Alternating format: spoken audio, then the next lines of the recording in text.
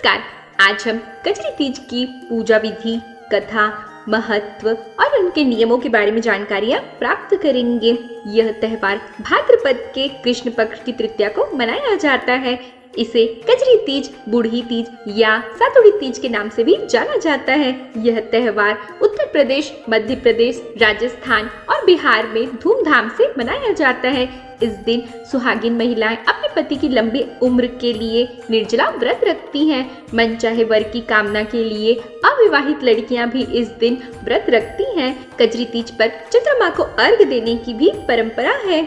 तो आइए जानते हैं कजरी तीज के महत्व के बारे में। दूसरे तीज त्योहारों की तरह इस तीज का भी अलग महत्व है। तीज एक ऐसा त्योहार है जो शादीशुदा लोगों के लिए बहुत ही महत्वपूर्ण होता है। हमारे देश में शादी का बंधन सबसे अटूट माना जाता है। पति पत्नी के रिश्ते को मजबूत बनाने के लिए तीज का व्रत रखा जाता है। दूसरे तीज की तरह यह भी हर सुहागिनों के लिए महत्वपूर्ण है। इस दिन भी पत्नी अपने पति की लंबी उम्र के लिए व्रत रखती है।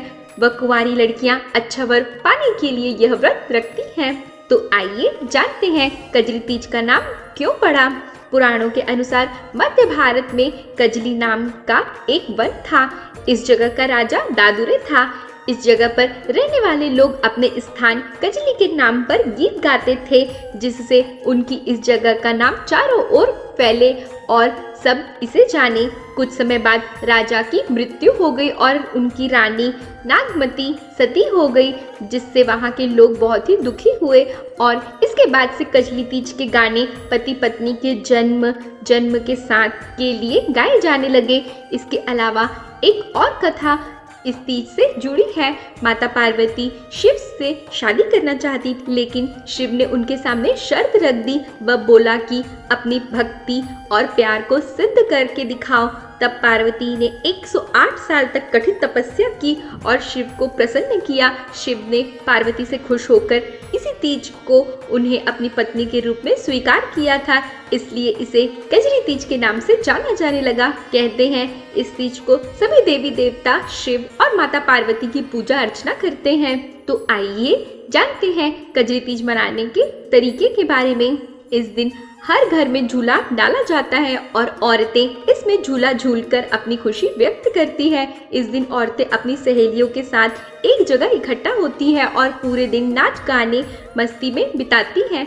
औरतें अपने पति के लिए व कुंवारी लड़कियां अच्छे पति की कामना के लिए व्रत रखती हैं। तीज का यह व्रत कजरी गानों के बिना अधूरा है। गांव में लोग इस गाने को ढोलक मंजीरे के साथ गाते हैं।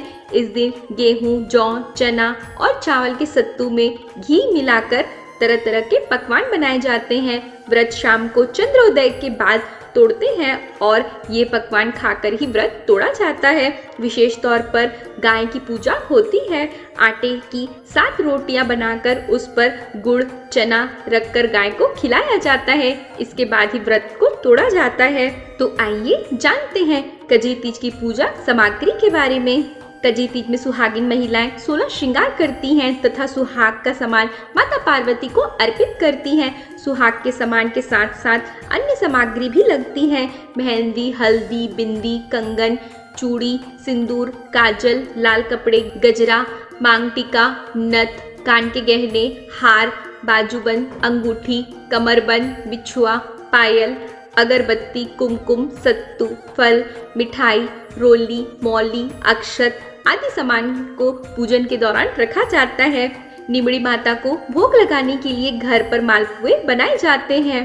तीज के लिए कुमकुम, काजल, मेहंदी, मौली, अगरबत्ती, दीपक, माचिस, चावल, कलश, फल, नीम की एक डाली, दूध, ओढ़नी, सत्तू, घी, तीज व्रत की कथा की पुस्तक। अगर आपके पास तीज व्रत कथा की पुस्तक न हो तो आप YouTube पर वीडियो देखकर भी पूजा कर सकते हैं और कुछ सिक्के आदि पूजा सामग्री के लिए आवश्यक होते हैं।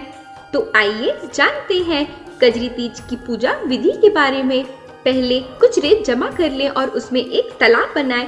यह ठीक से बना हुआ होना चाहिए ताकि उसमें डाला गया जाल लीक न हो। अब तालाब के किनारे मध्य में नीम की एक डाली को लगा दीजिए और उसके ऊपर लाल रंग की ओढ़नी डाल दीजिए। इसके बाद उसके पास गणेश जी, लक्ष्मी माता जी की प्रतिमा विराजमान करिए। जैसे कि आप सभी जानते हैं कि उनके बिना कोई भी पूजा नहीं की जा सकती। अब कलश के ऊपरी सिरे में मौली बांध दीजिए और कलश पर स्वास्तिक बना लीजिए।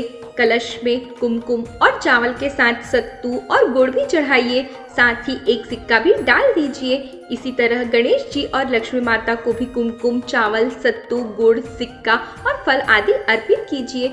इसी तरह तीज पूजा अर्थात नीम की पूजा कीजिए और सत्तू तीज माता को भी अर्पित कीजिए। इसके बाद दूध और पानी तालाब में डाल दीजिए। विवाहित महिलाओं को तालाब के पास कुमकुम, मेहंदी, काजल के 7 राउंड डॉट देना पड़ता है। साथ ही अविवाहित स्त्रियों को 16 बार देना होता है।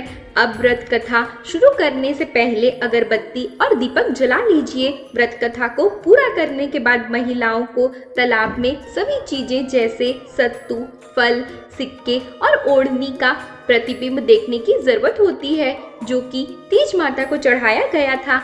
इसके साथ ही वे उस तालाब में दीपक और अपने गहनों का भी प्रतिबिंब देखती हैं।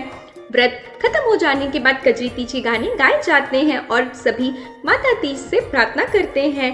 अब खड़े होकर तीज माता के चारों ओर 3 बार परिक्रमा करते हैं।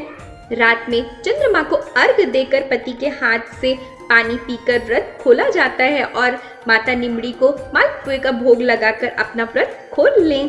तो आइए जानते हैं कजरी तीज की व्रत कथा के बारे में। एक साहूकार था, उसके 7 बेटे थे। सातुड़ी तीज के दिन उसकी बड़ी बहू नीम के पेड़ की पूजा कर रही थी, तभी उसका पति मर जाता है। कुछ समय बाद उसके दूसरे बेटे की शादी होती है। उसकी बहू भी सातुड़ी तीज के नीम के पेड़ की पूजा कर रही होती है, तभी उसका पति भी मर जाता है। इसी तरह उस साहूकार के 6 बेटे मर जाते हैं।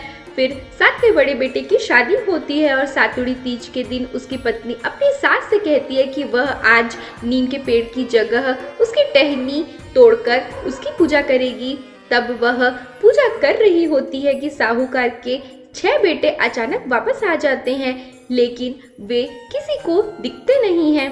तब वह अपनी सभी जेठानियों को बुलाकर कहती है कि नीम के पेड़ की पूजा करो और पिंडा को काटो। तब वे सब बोलती हैं कि वे पूजा कैसे कर सकती हैं जबकि उनके पति यहाँ पर नहीं हैं। तब छोटी बहू कहती है कि उन सब के पति जिंदा हैं। तब वे प्रसन्न होती हैं और नीम की टहनी की पूजा अपने पति के साथ मिलकर करती हैं। इसके बाद से सब जगह यह बात फैल गई कि इस तीज पर नीम के पेड़ की नहीं बल्कि नीम के टहनी की पूजा की जाती है। एक अन्य कथा के अनुसार एक किसान के 4 बेटे और बहुएं थी। उनमें से 3 बहुएं बहुत संपन्न परिवार से थी, लेकिन सबसे छोटी वाली गरीब थी और उसके मायके में कोई भी नहीं था। तीज का त्योहार आया और परंपरा के अनुसार तीनों बड़ी बहुओं के मायके से सत्तू आया, लेकिन छोटी बहू के यहाँ से कुछ न आया। तब वह इससे उदास हो गई और अपने पति के पास गई। पति ने उससे उदासी का कारण पूछा। उसने सब बताया और पति को सत्तू लेने के लिए कहा। उसका पति पूरा दिन भटकता रहा, लेकिन उसे कहीं सफलता नहीं मिली। वह शाम को थक हार के घर आ गया। उसकी पत्नी को जब यह पता चला कि उसका पति कुछ न लाया, तब वह बहुत उदास हुई। अपनी पत्नी का उदास चेहरा देख चौथा बेटा रात भर सो न सका। अगले दिन तीज थी। वह जिस जगह से सत्तू लाना अभी जरूरी हो गया था, वह अपने बिस्तर से उठा और एक किराने की दुकान में चोरी करने के इरादे से घुस गया। वहां वह चने की दाल लेकर उसे पीसने लगा, जिससे आवाज हुई और उससे दुकान मालिक उठ गया। उन्होंने उससे पूछा, यहाँ क्या कर रहे हो? तब उसने अपनी पूरी कथा उसे व्यक्त की। यह सुन के बनिए का मन पलट गया और वह उससे कहने लगा कि तू घर जा, आज तेरी पत्नी का मायका मेरा घर होगा। वह घर आकर सो गया। अगले दिन सुबह सुबह ही बनिए ने अपने नौकर के हाथ 4 तरह के सत्तू, श्रृंगार व पूजा का सामान भेजा। यह देख छोटी बहू बहुत खुश हुई। उसकी सब जेठानी उससे पूछने लगी कि उसे यह सब किसने भेजा। तब उसने उन्हें बताया कि उसके धर्म पिता ने यह भिजवाया है। इस तरह भगवान ने उसकी सुनी और पूजा पूरी करवाई। हमारे देश में हर प्रांत में हर त्योहार को अलग अलग तरह से मनाया जाता है। उत्तर प्रदेश, बिहार, मध्य प्रदेश, राजस्थान, सब जगह यह त्योहार अलग तरीके से मनाया जाता है। उत्तर प्रदेश व बिहार में लोग नाव पर चढ़कर कजरी तीज के गीत गाते हैं। वाराणसी व मिर्जापुर में इसे बड़े हर्षोल्लास के साथ मनाया जाता है। वे तीज के गाने को वर्ष गीत के साथ गाते हैं। राजस्थान में बूंदी स्थान में इस तीज का बहुत महत्व है। इस दिन यहाँ बड़ी धूमधाम होती है। भादों के तीसरे दिन को वे हर्ष उल्लास के साथ मनाते हैं। पारंपरिक नाच होता है। ऊंट हाथी की सवारी की जाती है। इस दिन दूर दूर से लोग बूंदी की तीज देखने आते हैं। कजरी तीज के दिन मुख्यतः खीर, पूड़ी, घेवर, गुजिया, बादाम का हलवा, काजू कतली, बेसन का लड्डू, नारियल का लड्डू, दाल बाटी चूरमा आदि पकवान बनाए जाते हैं। तो आज हमने कजरी तीज की पूजा विधि, कथा एवं महत्वों के बारे में जानकारियाँ प्राप्त की। आशा है कि आपको हमारी सारी वीडियोस पसंद आ रही होंगी। अगर अभी तक के आपने हमारे चैनल को सब्सक्राइब नहीं किया है तो सब्सक्राइब करें। साथ ही साथ बेल आइकॉन का बटन जरूर प्रेस करें, जिससे हमारी आने वाली सारी वीडियोस की नोटिफिकेशंस आपको मिलती रहे। इसी आशा के साथ मैं अनामिका आप लोगों से विदा लेती हूँ। धन्यवाद।